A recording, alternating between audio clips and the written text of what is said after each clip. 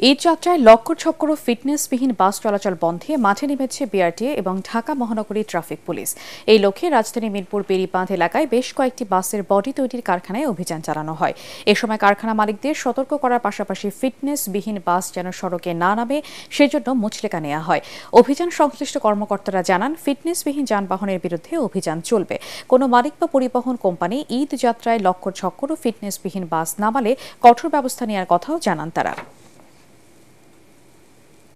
তাদের কাছ থেকে আমরা মুচলেকা গ্রহণ করেছি যে তারা যাতে কোনোভাবেই তাদের ওয়ার্কশপগুলো থেকে কোনো ধরনের কোনো রাস্তায় চলাচলের অনুপযোগী কোনো গাড়ি তারা গ্যারেজ থেকে বের না করে।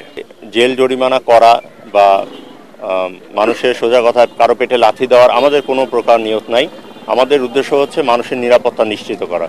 যে কারণে আমরা এই যে গ্যারেজগুলোতে আসছি, আমরা ওনাদেরকে সময় দিচ্ছি। আমরা বাস মালিকদের সাথে বসতেছি, আমরা বাস চালক শ্রমিক সবার সাথে বসতেছি, ওনাদেরকে সবাইকে আমরা সতর্ক করতেছি যে আপনারা এমন কিছু করেন না যে আপনাদের গাড়িটার ক্ষতি হয়।